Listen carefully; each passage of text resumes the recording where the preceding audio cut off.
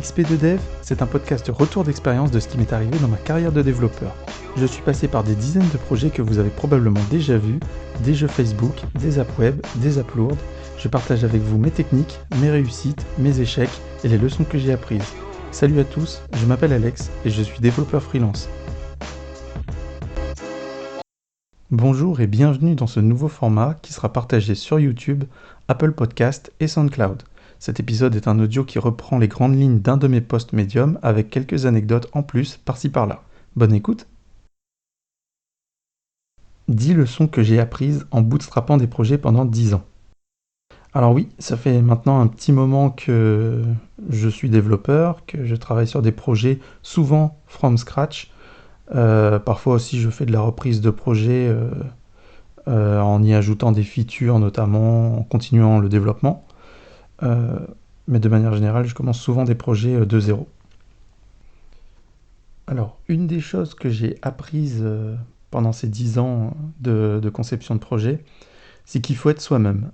Être soi-même, je sais, tout le monde dit être soi-même, mais au-delà de la philosophie, dans la technique, être soi-même, c'est aussi ne pas être qu'un suiveur. On est dans un milieu, l'IT, qui avance très vite et qui voit naître tous les jours de nouvelles technologies, de nouvelles méthodologies. Et il y a beaucoup de gens en fait qui passent d'une branche à l'autre comme ça, sans jamais vraiment s'attarder à maîtriser une technique réellement. Donc ils suivent les mouvements, ils suivent la tendance, et il n'y a aucun mal à ça, hein, puisque en même temps, quand les technologies avancent, les besoins métiers avancent en même temps, donc les nouveaux boulots postés, tout simplement, vous proposent de travailler avec ces méthodologies ou ces technologies, donc il n'y a aucun mal à ça. Par contre, techniquement, c'est quand même dommage de commencer à travailler un peu sur une technique et de ne jamais approfondir, de ne jamais vraiment maîtriser cette technique et de rapidement passer à la prochaine. Donc je sais que c'est souvent le cas, et parfois même c'est justifié, notamment lorsque la technologie Flash est abandonnée. Je comprends que les gens basculent vers du JavaScript au fur et à mesure. Mais dans certains cas, c'est souvent overkill de changer de techno, de tout rapprendre de zéro. C'est bien d'ajouter une corde à son arc, hein, notamment en faisant de la veille technologique, en testant effectivement de nouvelles technologies, mais de là à changer carrément de casquette, c'est un peu overkill. Ça a été le cas avec PHP pendant longtemps. Quand Rails est sorti, et que tout le monde passait à Ruby, je me souviens, je faisais du PHP à l'époque, tout le monde me disait ouais, il faut que tu lâches PHP, c'est bon, PHP c'est mort, Rails c'est l'avenir. Et c'est vrai que Rails introduisait quand même beaucoup de nouveaux concepts, mais qui au fil du temps ont été aussi adaptés en PHP via des frameworks. Je me rappelle mon premier framework en PHP, ça a été qu'avec PHP. Et honnêtement, PHP n'avait rien à envier à Rails. Alors oui, Rails a apporté son lot de nouveautés, mais une fois que PHP s'était remis à niveau, c'est bon, il n'y avait plus de nouveautés chez Rails finalement. Si ce n'est une façon de coder, une approche technique qui est différente. Alors si ça vous plaît, très bien, restez là-dedans. Mais ce que j'ai à dire, notamment à des développeurs PHP qui se sentent bien dans cette technologie, c'est que ça reste finalement overkill de changer comme ça de techno. Et c'est la même chose aujourd'hui que je vis depuis peut-être 2 ans. Beaucoup de développeurs Node.js sont passés à Rust. Alors maintenant, effectivement, je suis moi aussi passé à Node.js, mais c'est une approche, comme je vous disais, qui me plaît, que je fais vraiment par passion. L'asynchrone, c'est une approche métier qui est totalement différente, avec des événements, et puis même syntaxiquement, JavaScript reste plaisant hein, depuis le F6. C'est quand même un langage chouette. Avec le TypeScript et tout, encore plus. Mais ce que je veux dire, c'est que il y a des développeurs qui sont déjà en train de lâcher aujourd'hui Node.js pour aller vers Rust. Si ils aiment Rust, tant mieux. Je sais qu'il y en a beaucoup aussi qui ont lâché Node.js pour aller vers Go. Je sais pas s'ils y sont toujours ou s'ils ont déjà changé, mais ce que je veux dire, c'est que souvent, ils vont passer d'une techno à l'autre sans jamais vraiment la maîtriser. Et à la fin, au cumul, ça fera 1 an d'expérience de chaque techno, ce qui n'est pas super top en soi. Et forcément, ça crée des lacunes. on va prendre quelqu'un qui a 10 ans d'expérience de dev, mais qui a fait un langage tous les ans, et quelqu'un qui a fait 6 ans de PHP et 4 ans de Node, ça a quand même rien à voir. Si vous êtes sur un projet PHP ou Node, privilégiez directement la deuxième personne, quoi. Elle en sait forcément plus, c'est obligatoire. Franchement, vous faites face à des problématiques en résolvant des problèmes, parce qu'il faut savoir que la vraie montée en compétence, elle se fait finalement quand on fait face à des problèmes. C'est quand on règle des bugs, c'est quand on gère des difficultés, c'est quand on met quelque chose en prod qu'on apprend. Ce n'est pas uniquement en survolant des tutos qu'on intègre réellement une compétence. Donc ça se fait au fil de l'eau, ça se fait en faisant des projets. Donc c'est pour ça que je pense, et je maintiens, il faut rester longtemps sur une techno pour déjà en savoir plus, la maîtriser vraiment. Si elle vous plaît, restez-y. Il n'y a pas forcément une obligation à changer de techno comme ça tous les ans. Euh, Bien en sachant qu'effectivement, faire de la veille, c'est quand même bon. Et c'est pas interdit de tester une techno, de vérifier si quelque chose vous plaît ou pas, s'il y a quelque chose à apprendre d'un nouveau langage. J'ai testé Rails à l'époque et effectivement, ça m'avait conforté dans l'idée que Cake PHP c'était top parce que c'était un langage que je maîtrisais déjà. J'avais pas la courbe d'apprentissage qui fait que vous allez mettre un an avant de maîtriser réellement cette compétence. J'avais directement la possibilité de faire le principal avantage de Rails, je trouve, le scaffolding, quoi. Créer des modèles et générer les tables à partir de ces modèles. C'était ça, quoi. Donc, premier point, être soi-même.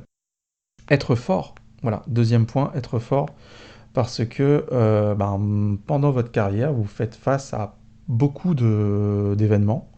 Que ce soit un échec projet, j'ai envie de dire un échec projet, ça reste surmontable, puisque c'est le projet en lui-même qui a échoué. Mais parfois, vous avez aussi des échecs, si on peut appeler ça comme ça, mais plus des conflits humains, des tensions, notamment dans les équipes dans lesquelles vous travaillez. Ça m'est arrivé. Il m'est arrivé d'avoir des tensions avec un manager d'une équipe dans lesquelles je travaillais. Et, euh, et en fait, il faut être fort, il faut continuer à rester soi-même dans ces moments-là. Je sais que c'est des gros moments où, enfin, je sais que c'est des moments où vous avez de gros doutes vis-à-vis de vos compétences, vis-à-vis de votre passion. Vous vous posez probablement des questions si est-ce que ce que vous faites vous plaît vraiment? Est-ce que vous avez envie de continuer à faire du dev? Est-ce que c'est quelque chose qui vous passionne toujours? Enfin, voilà quoi. Est-ce que la passion reste toujours après quelques conflits? Je sais que certaines personnes, à partir du moment où il y a des tensions, c'est bon, elles sont dégoûtées du dev, elles veulent faire autre chose, quoi. Voilà, faites-moi faire gestion de projet, faites-moi faire autre chose, je veux plus coder. Ça m'est déjà arrivé de rencontrer ce genre de personnes. Euh, je me dis probablement que peut-être que le dev n'était pas fait, enfin, pas fait pour ces personnes-là, quoi. Du moins, le dev, je parle en tant que métier. Le dev, c'est quand même quelque chose de plaisant à faire pour soi, je pense. En général, les personnes qui savent coder un peu continuent à le faire à titre personnel. Et enfin, ça n'a rien de mauvais en fait. Ça vous permet de donner vie à des idées, ça vous permet de tester des choses, de vous faire plaisir tout simplement. Et je sais que certaines personnes justement se disent que à partir du moment où elles ne ressentent plus ce plaisir de faire quelque chose qu'elles aiment, eh ben, elles sont dégoûtées au point de vouloir arrêter de le faire professionnellement, de le continuer peut-être à titre personnel, le soir, à la maison, devant l'ordi, mais pas en tant que boulot, quoi, en tant que métier. Donc être fort, parce que à certains moments, on va essayer de vous décourager. Et c'est là où je pense, euh, ceux qui sont vraiment faits pour ça vont continuer, et ceux qui ne sont peut-être pas faits pour ça vont abandonner. Voilà. Donc c'est quelque chose qui, je le disais, m'est arrivé. On a eu des tensions dans une des équipes dans lesquelles j'étais, mais avec plus d'expérience aujourd'hui et du recul, je me dis, on était mal organisé à l'époque. Je ne cherche pas un coupable en particulier, j'imagine qu'il avait probablement quelques raisons, aussi des torts, hein, forcément de mon point de vue, j'imagine que oui, ça se défend. Avec du recul, je regarde dans sa globalité la composition de l'équipe et notre organisation. Si vous voulez, aujourd'hui, je travaille à 100% en méthode agile. Les méthodes agiles, ça vous permet notamment de spécifier, lorsque vous travaillez sur une tâche, les critères d'acceptance. Vous savez, Pour la definition of done, vous regardez si votre to-do de critères d'acceptance est check, et si c'est OK, voilà, c'est bon, la carte elle est faite, donc l'US est done, sinon ce n'est pas fait, quoi. À l'époque, on ne travaillait pas dans cette configuration. Si vous voulez, on avait des tâches qui comportaient uniquement un titre. Créer un moteur de publication de post, créer un moteur d'emailing. Le problème, c'est que à partir du moment où vous avez directement le goal, donc on attend un moteur de publication de post, on attend un moteur de publication d'email, eh ben, il y a, j'ai envie de dire, des dizaines de milliers de possibilités de chemins pour arriver à cet objectif. Et une fois que l'objectif, du moins, enfin qu'on est arrivé à l'objectif, que le ticket est traité, eh ben, c'est compliqué de revenir dessus en disant ouais mais tu l'as pas fait comme je veux. Parce que c'était en fait le problème que j'ai rencontré à l'époque, c'est qu'il y avait une insatisfaction d'un des chefs de projet qui disait ben c'est pas ce que j'attendais. Sauf que ben, avec du recul, le ticket ne mentionnait pas le chemin par lequel passer ce qu'il attendait quoi. Euh, je veux dire, à un moment donné, quand on demande de faire une feature ou une autre, on peut aussi mentionner uniquement les inputs, les outputs, quoi. On travaille ensemble en entrée-sortie et on vérifie que ça correspond à ce que chacune des parties attend. Après, au niveau de la sémantique, de comment on a fait les choses, etc., bah, j'ai envie de dire, chacun un peu gère sa tambouille. Tout le monde voit, chacun voit midi à sa porte, hein, tout le monde voit les choses à sa façon. C'est difficile de dire, bah voilà, je vais t'imposer ma façon de penser. On sait très bien qu'il y a des gens qui font des ifs successifs les uns après les autres, d'autres qui préfèrent faire des switches parce que voilà, on peut faire des switches, en Python on fait pas de switch, donc voilà.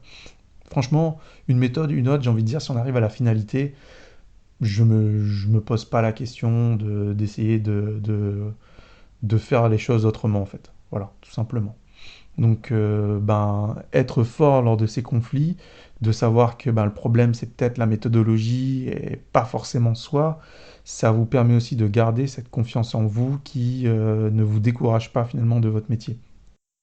Et ben, c'était un mal pour un bien, hein, parce que je suis parti, cette personne m'a donné aussi, si vous voulez, cette rage de faire encore mieux les choses, de devenir encore meilleur. Et bah, ça m'a permis l'année d'après de participer à un concours d'innovation dans le cadre juridique. Donc j'avais proposé un, un- un automate en fait de marché public, donc qui permettait aux entreprises de rapidement générer des DC1, des DC2, des dossiers de candidature pour répondre rapidement à un appel d'offres. Et ben j'ai reçu le premier prix avec un ami Victor à l'époque l'année d'après. Donc voilà. Il m'a donné cette envie de vaincre. L'année d'après, j'ai pu soulever ce trophée sur un podium. Donc il faut aussi savoir se renforcer des échecs qu'on traverse. Et c'est quelque chose qui vous aide à tenir le cap, à ne pas être dégoûté de votre métier, de votre passion, et probablement qui vous renforce aussi dans votre conviction personnelle. Voilà. Autre chose, être rapide. Donc être rapide, c'est quelque chose qui va vous aider à l'échelle de votre projet à tout moment. En fait, au début d'un projet, être rapide, c'est top parce que être capable d'envoyer rapidement des features, si le projet se plante, vous perdrez pas trop d'argent, du moins la boîte ou vous, si c'est un projet personnel, ne dépenserez pas énormément justement à échouer rapidement. Vous savez, c'est un proverbe que les Américains aiment souvent dire, fail fast. Parce que si vous échouez rapidement, vous limitez vos coûts, vous limitez vos dépenses. Les serveurs, vous ne les payez pas pendant 2 ans pour un projet qui ne décolle jamais. Vous limitez vos frais, vous limitez, enfin tout quoi. Si vous participez à un projet en tant que freelance, le fait d'être rapide, ça permet à la boîte de baisser ses coûts finalement de mise en place d'un MVP. Elle pourrait rapidement obtenir un projet, un produit à commercialiser. Et si le projet réussit, c'est tant mieux parce que avec peu de coûts, on pourrait rapidement inverser la tendance et devenir rentable. Donc se remettre à l'équilibre dans un premier temps et devenir rentable rapidement. Ou si vraiment le projet ne décolle pas, eh ben, ça se traduirait par beaucoup d'économies. Ça se traduirait par 2 semaines de prototypage, 1 mois, 2 mois, et un projet qui a échoué. C'est quand même bien mieux que de passer 6 mois à faire quelque chose ou un an et que le projet ne décolle jamais finalement. Donc être rapide, c'est utile pour le projet, c'est utile pour l'entité, c'est utile Euh, pour vous en tant que développeur, parce qu'en fait, quand on rend les choses rapidement, en fait, on coche des éléments de notre to-do. Et en fait, cette validation, ça crée une espèce d'inertie, ça crée une espèce de dynamique qui fait que ben, ça vous met en confiance, ça crée votre élan, ce que les Américains appellent, encore une fois, le momentum. Cet élan, en fait, qui vous permet d'être toujours plus dans les deliveries, d'envoyer rapidement des features, ça vous met en confiance. Et en général, plus vous êtes rapide, plus vous êtes rapide. C'est vraiment ça le constat, en fait. Être rapide, ça ne peut être que utile en fait à tout moment d'un projet. Voilà. L'équipe. Alors bien sûr, un projet, ça ne se fait pas toujours seul. Je dis pas toujours parce que potentiellement vous pouvez effectivement amorcer un projet seul, le bootstrapper tout seul. Donc lorsqu'on est seul, enfin c'est vous l'équipe, hein. Lorsqu'on est seul, vous êtes votre équipe, vous devez faire probablement plusieurs métiers, avoir plusieurs casquettes.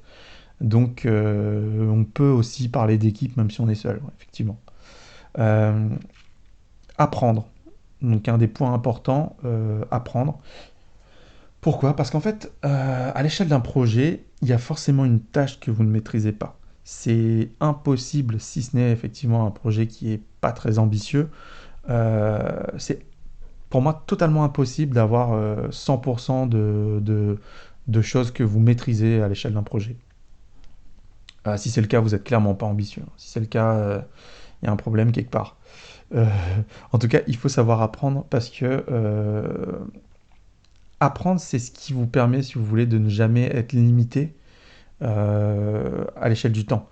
Lorsque vous vous lancez un nouveau défi, si demain vous voulez, je sais pas, créer votre propre voiture, donc apprendre à concevoir un moteur, etc. Avoir la capacité d'apprendre quelque chose qui vous est enfin, qui est totalement nouveau pour vous, que ce soit une compétence, que ce soit apprendre à apprendre, qui est aussi finalement une compétence, c'est utile. Apprendre à apprendre, c'est utile parce que je pense que la méthodologie pour apprendre, c'est déjà de savoir quoi apprendre. Alors je m'explique, savoir quoi apprendre. Tout simplement, lorsque vous allez commencer à faire quelque chose qui est totalement nouveau pour vous, on a souvent tendance à essayer de maîtriser tout dès le début. On aimerait finalement arriver à un stade où on maîtrise totalement le sujet, être un maître incontesté. Sauf que dans les faits, finalement, à l'échelle de votre projet, vous n'avez peut-être pas besoin de tout comprendre, de tout maîtriser. Je vous donne un exemple. Si demain vous devez changer votre roue sur votre véhicule, vous n'avez pas besoin d'être un mécanicien. Un mécanicien, il maîtrise beaucoup trop de choses. Il peut changer sa batterie, il peut remplacer son moteur, des pièces, faire des vidanges, etc. Non, là, si vous voulez juste changer une roue, vous changez une roue, quoi. Vous apprendre à changer une roue. Et en fait, la même chose dans l'IT, en fait, ça serait notamment de déployer votre projet. Lorsque vous devez déployer votre projet, est-ce que vous avez besoin de maîtriser toutes ces nouvelles technos de déploiement en passant par les Jenkins, les Ansible, faire du Kubernetes, du Docker, faire du Terraform, je ne sais pas. Mais ce que je me dis, c'est que vous n'avez pas forcément besoin de sortir un bazooka pour tuer un moustique, quoi. L'artillerie lourde, avant de commencer à y songer, déjà, savoir qu'est-ce que vous avez besoin de maîtriser, quoi. S'il s'agit d'une feature simple et unique, déjà commencez par là. Apprenez cette feature et voyez si vous avez besoin d'aller plus loin. Parce que n'oubliez pas le point mentionné juste avant, l'important pour vous, ça reste d'être rapide. Donc continuez à aller vite, continuez à faire les choses rapidement. Ça passe aussi par le fait de renoncer parfois à maîtriser totalement un sujet.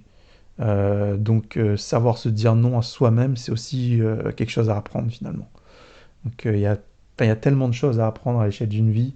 C'est quelque chose que j'ai rapidement compris parce que pendant longtemps, je voulais vraiment tout maîtriser.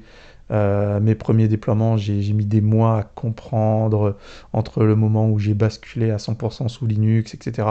Et aujourd'hui, bah, je ne regrette pas, hein, effectivement, je suis super content d'être passé par là et de maîtriser tout ça. Sauf que eh ben, c'est souvent des projets que je n'ai pas sortis finalement parce que j'avais beaucoup trop d'ambition personnelle déjà au niveau de l'apprentissage plutôt que de l'envie de sortir le projet en lui-même. Donc ce n'est pas finalement quelque chose d'inutile, mais si vous voulez penser produit, il faut rapidement apprendre les choses et mettre de côté ce qui vous est superflu en fait. Voilà. Le point suivant, la confiance. Donc oui, il faut faire confiance aux autres lorsque vous travaillez dans une équipe notamment.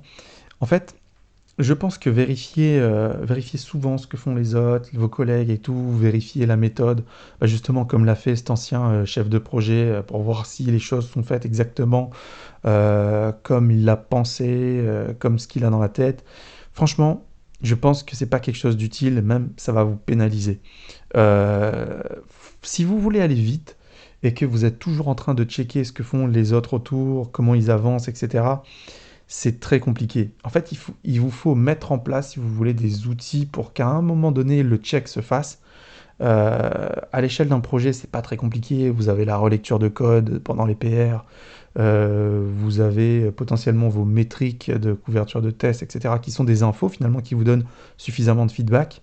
Mais de faire de la vérification en elle-même, de la sémantique, de comment les choses ont été implémentées, etc., c'est beaucoup trop compliqué.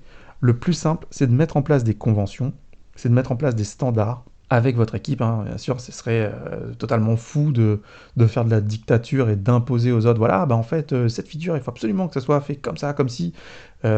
Franchement, c'est pas ce que je vous conseille parce que bah, non seulement vous allez vous mettre vos équipes à dos, mais en plus, c'est contre-productif parce que ben, les gens, ils ont des méthodes, ils ont une façon de penser et on ne pense pas tous de la même façon, quoi. Chacun sa méthodologie.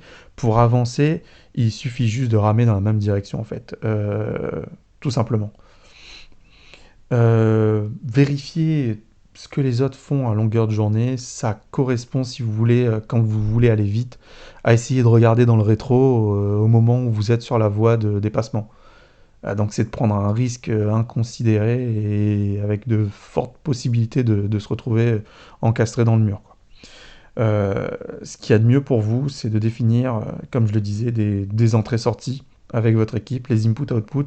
Lorsque quelqu'un code une librairie, qu'est-ce qu'on essaie de passer en paramètres, qu'est-ce qu'on attend comme résultat, c'est quoi les formats, plus que finalement l'implémentation en elle-même. Bien sûr, mettez-vous d'accord sur les tests, comment ils doivent être faits, la couverture, comment elle doit être faite. Mais tout ça, finalement, si vous travaillez en agile, vos critères d'acceptance le mentionnent. Donc, j'ai envie de dire, on sait quoi faire, quoi. Maintenant, de faire de la surveillance et une méthode totalement stalinienne, honnêtement, ça va vous pénaliser, vous ne pourrez pas aller vite et c'est contre-productif. Le point suivant, c'est être compatible. Parce que oui, la vie m'a appris que finalement, on n'est pas tous compatibles ensemble, du moins à l'échelle d'un projet. Il y a des gens avec qui on s'entend super bien humainement. On peut très bien s'entendre, être des amis, boire des coups ensemble, etc., que ça se passe toujours bien. Mais finalement, quand on travaille ensemble, on a une incompatibilité. Ça, c'est possible. Ça arrive même souvent. Et en fait, il faut réussir à l'accepter. Des fois, on essaie de surmonter en fait cette incompatibilité d'humeur, qui est finalement une des causes aussi de licenciement, hein. L'incompatibilité d'humeur, ça existe. Et il n'y a pas de mal à ça en fait. Je pense qu'il y a tellement d'êtres humains sur Terre, il y a tellement de gens, il y a tellement de projets, ça fait tellement de possibilités. Si vous quittez un projet, vous en aurez un autre. Si vous vous entendez pas avec une personne, vous vous entendrez bien avec une autre. Ne vous limitez pas à ça, quoi. On n'est pas tous faits pour travailler sur les mêmes choses. On n'est pas tous faits pour travailler de la même façon. On n'est pas tous faits pour travailler ensemble. Voilà, moi je peux mentionner justement le cas où j'ai quitté une équipe parce que bah, c'était pas possible, quoi. Les méthodes me convenaient pas Et c'est comme ça, en fait. Ça se passera mieux ailleurs. Ça sert à rien de se faire du mal, ça sert à rien de se dégoûter de justement, de se dégoûter de sa passion finalement. Être prêt aussi à partir quand il le faut, avoir le courage de le faire, c'est aussi, non seulement tout en votre honneur, mais ça peut être bénéfique pour vous. Plutôt que de vous plomber le moral, d'aller au burn-out, ça ne vaut clairement pas le coup, quoi. Ne sacrifiez pas votre santé à subir finalement une équipe avec laquelle vous ne vous entendez pas. Ça a déjà aussi été le cas, j'ai envie de dire inversé. C'était des gens qui finalement ont intégré notre équipe, mais qui ne partageaient pas nos valeurs. Euh, En fait, à partir du moment où une équipe n'a pas les mêmes valeurs qu'un des individus, la sélection naturelle, elle va se faire d'elle-même. Ça va créer des tensions, il y aura forcément un départ. En fait, on ne peut pas surmonter cette incompatibilité d'humeur. Donc, au plus tôt vous faites face, finalement vous confrontez les choses, vous prenez une décision même radicale, écoutez, soit, mais ne vous faites pas du mal pour rien, quoi. Soyez compatibles, allez dans la même direction parce que ça peut être que bénéfique d'avoir aussi une équipe qui finalement est compatible. Ça veut dire que vous allez mettre en place finalement un espèce de consensus de comment doivent être faites les choses, de comment vous vous échangez. Euh, et finalement, pour intégrer cette équipe, il va falloir partager ses valeurs. Euh, Prenons le cas d'une équipe de personnes qui échangent et qui travaillent très bien ensemble et qui ont beaucoup de compétences, ça crée un standard, si vous voulez, de niveau de compétences, de niveau d'attente, qui font que si demain vous recrutez un mauvais élément, il va rapidement être mis de côté et cet écart va créer des tensions, il va partir. Donc ça va créer ce nivellement vers le haut où vous aurez toujours une équipe qui sera plus productive, une équipe qui sera plus complice et plus performante ensemble. Donc c'est quelque chose de bien aussi d'être compatible et de faire aussi d'opérer cette sélection finalement de vos membres. Ensuite, on va parler des besoins techniques. Le premier point, c'est de faire les choses une fois. Parce que en fait, on a un problème, les développeurs. Souvent, on essaie de chercher, on essaie de trouver la façon parfaite de faire les choses. En fait, c'est un peu enfin, c'est bête, oui, c'est bête, mais en même temps, ça sert pas à grand chose d'essayer de faire les choses avec une perfection absolue lorsque vous voulez mettre en place un concept, tester un marché, euh, et aussi ça va à l'encontre du point précédent, être rapide. Si on veut être rapide, euh, on ne peut pas faire les choses avec une perfection absolue. On peut bien faire les choses, on peut présenter les choses, par contre, avec beaucoup de perfection dans la présentation. Par contre, les faire avec beaucoup de perfection au niveau du moteur, ça n'a aucun sens. Franchement, vous allez passer du temps à travailler sur quelque chose avant même de vérifier que ce projet aura une audience, de vérifier que des gens sont dans l'attente de ce que vous faites. Potentiellement, vous allez passer des mois, des années à travailler sur quelque chose avant même de vérifier que ce que vous faites est utile, ce que vous faites plaît aux autres. Et en fait, dans le même sens, faire les choses une fois, c'est aussi faire les choses bien. Je l'ai dit, donc ne pas chercher la perfection forcément, mais faire les choses bien, sans chercher la perfection, vous allez me dire, comment faire quoi. Eh ben, en fait, il y a eu une étape dans ma vie où j'ai vraiment senti que je passais un cap. Ça a été le moment où j'ai appris à maîtriser les tests unitaires. Parce que oui, pendant longtemps, avant de maîtriser les tests unitaires, je travaillais sur mes features. J'essayais vraiment de mettre beaucoup d'efforts, beaucoup d'intensité en fait dans la réalisation d'une feature et dans les tests. Comment je testais? Tout simplement, si je créais une page qui devait afficher des articles, je codais ma page, puis je vérifiais que la page affichait bien les articles. Mais du coup, à chaque fois que je faisais une modif, ça me forçait à aller vérifier de nouveau. Ça crée une espèce de lenteur, si vous voulez, de chaque itération, être obligé d'aller vérifier que les choses se passent bien, que les choses se font bien. Et si vous voulez, C'est quelque chose qui m'a fait faire beaucoup de nuits blanches, premièrement, qui m'a fait passer beaucoup de temps sur mon travail. C'est là qu'on quitte le bureau à 19-20 heures, qu'on croit qu'on fait un gros boulot, qu'on est très sérieux et qu'on est bosseur, mais tout simplement, c'est qu'on fait les choses mal, tout simplement. Je refusais de l'admettre à l'époque, je refusais de me l'admettre à moi-même, mais tout simplement, je faisais les choses mal. Je faisais les choses 10 fois, je réimplémentais, à chaque fois que j'ai rajouté une feature, potentiellement je cassais autre chose ailleurs, il fallait que je vérifie, il fallait que je détecte aussi que les choses soient cassées, et je ne voyais pas tout. Il y avait des choses qui étaient signalées, et ça c'est le pire des cas, c'est signalé par les utilisateurs eux-mêmes. Ah bah tiens, cette feature ça marche plus. Là c'est le pire des cas, hein. C'est le cas où on est passé à côté de quelque chose, quoi. Donc les tests unitaires, c'est quelque chose qui, une fois maîtrisé, vous permettront d'aller toujours de l'avant, toujours dans cet objectif pardon, d'être rapide, d'aller de l'avant, de regarder devant, de ne pas regarder dans le rétroviseur.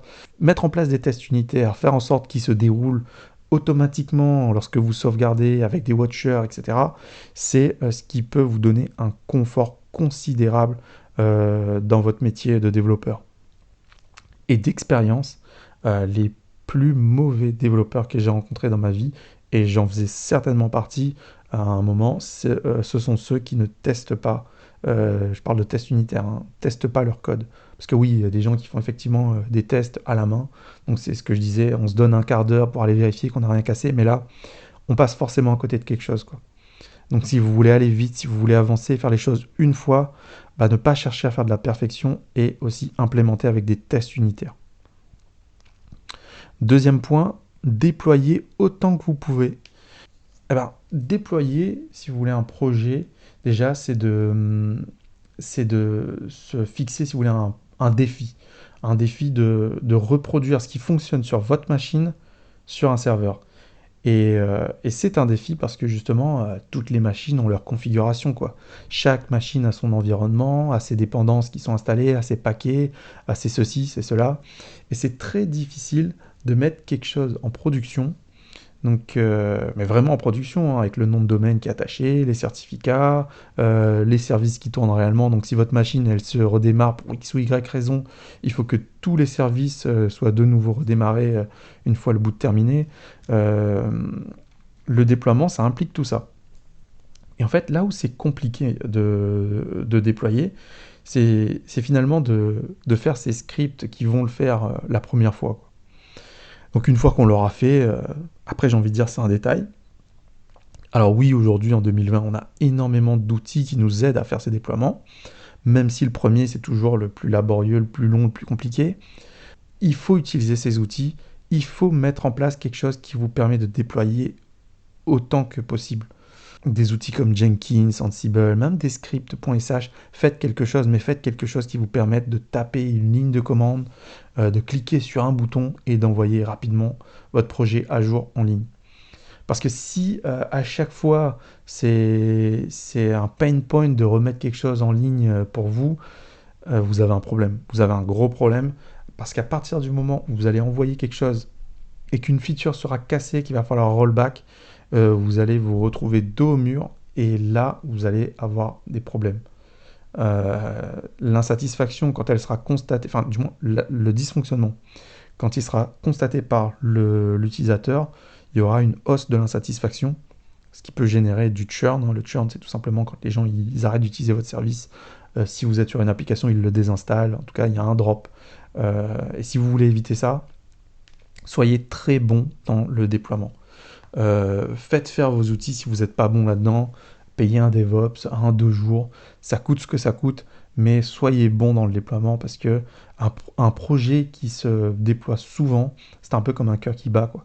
C'est si vous arrivez à déployer tout le temps, toutes les semaines, tous les 2-3 jours, votre projet, vous n'avez rien à craindre en fait. À partir du moment où une feature est cassée, vous allez rollback rapidement, vous n'avez absolument rien à craindre. Donc soyez très bon là-dedans, le déploiement de projet.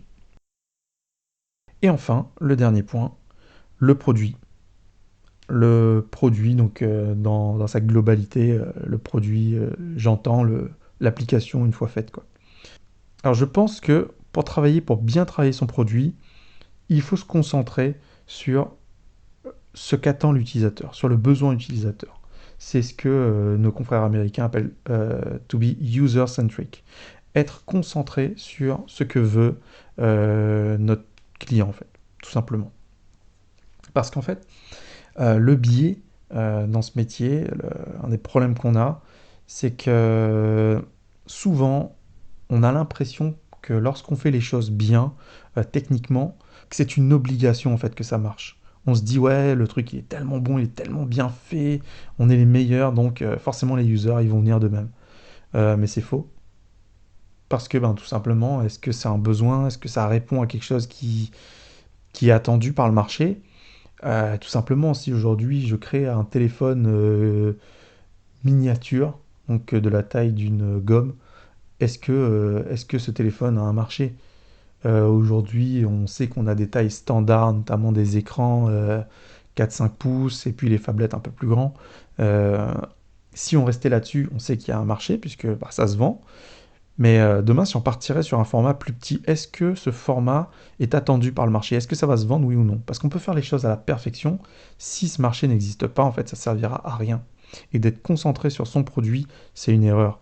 De continuer à se dire, bah, tiens, j'ai effectivement un téléphone de la taille d'une gomme mais avec une puissance d'un ordinateur fixe. Donc avec une puissance qui est démesurée comparée au smartphone actuel. Est-ce que vous pensez qu'il y a une attente sur ce genre de produit? De se dire d'avoir autant de puissance qui tient dans sa poche, quoi. Franchement, je pense pas. Je ne pense pas. Après, peut-être que je me trompe. Euh, à tester, hein, c'est un marché. Mais ce que je veux dire, c'est que commencez déjà par regarder ce que veut votre client. Si vous avez commencé par implémenter une feature, sortez rapidement, vérifiez que ce marché, enfin que ce produit correspond à un marché, correspond à une attente, atteignez votre market fit déjà, et si c'est le cas, continuez à creuser, quoi. Parce que de se concentrer sur le produit, de dire bah, on fait les choses bien, on est les meilleurs, la techno c'est la techno la plus ouf qui soit, et ben bah, c'est une erreur en fait. C'est l'erreur de passer énormément de temps à faire quelque chose qui peut-être ne fonctionnera jamais. Donc ça va encore une fois à l'encontre d'être rapide. Voilà. Et aussi, comme point au niveau du produit, le go-to-market. Il faut rapidement mettre quelque chose en place et pas uniquement à disposition. Je sais que beaucoup de gens se disent, tiens, on a sorti une bêta, donc on a fait notre go-to-market. Une bêta, pour moi, ce n'est pas un go-to-market. Parce que le fait que les gens utilisent votre produit lorsqu'il est gratuit, ça ne veut pas forcément dire que les gens vont le payer une fois qu'il sera payant. Tout simplement parce que il y a plein de paramètres qui entrent en jeu pour qu'un paiement se déclenche.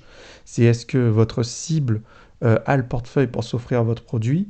Est-ce que votre produit intéresse suffisamment votre cible au point de le payer? C'est beaucoup de choses en fait. Regardez, si demain Ferrari se dit tiens ben voilà, je vais prêter ma voiture à tous les habitants d'un village. Je vais prêter une voiture et ensuite on va voir s'ils achètent. Eh ben, je suis persuadé qu'il y aurait une satisfaction quasi totale. On peut jamais avoir d'unanimité, mais il y aura une satisfaction quasi unanime. Enfin, euh, 99% de satisfaction. Ce ne sera jamais à 100%, ce que je veux dire. Mais ça ne veut pas dire pour autant que tout le village va s'offrir cette voiture. Tout simplement parce que leur portefeuille ne correspond pas finalement à ce niveau de produit. Et c'est la même chose quand vous sortez quelque chose, quand vous sortez un produit, lorsque les gens me disent ouais ben j'ai fait une bêta et je l'ai mis à disposition gratuitement, et ben ça crée pour moi beaucoup de problèmes. Déjà le simple fait que vous sortez une bêta sans deadline de gratuité, c'est problématique. Parce qu'en fait, vous êtes en train de faire comprendre à votre marché que tiens, je suis en mesure de te laisser l'utiliser gratuitement, je suis en mesure de te le donner finalement. Est-ce que au bout finalement de votre de limite d'utilisation, ces utilisateurs achèteront votre produit? C'est pas sûr. Donc ouais, c'est rien n'est moins sûr parce que tout simplement ils vont se dire bah tiens je l'ai utilisé gratuitement, pourquoi j'irais payer? En fait, j'ai qu'à passer à la prochaine solution qui me proposera aussi d'avoir une bêta gratuite pendant N mois ou N années. pense qu'en fait, si vous faites une bêta ouverte, faites-le sur 1 mois, 2 mois, et mettez une deadline. Mettez une deadline à partir de telle date, ça coûte tant, ou créer suffisamment de valeur pour que lorsque vous allez donner le prix, le client se dise, tiens, c'est peut-être cher, mais j'en ai besoin parce que c'est bon, votre produit est bon, mais je vais l'acheter. Ce qui va se passer, c'est que il y a aussi ce genre de produit qui arrive à déclencher des ventes, même si psychologiquement, la personne se dit, tiens, c'est quand même cher.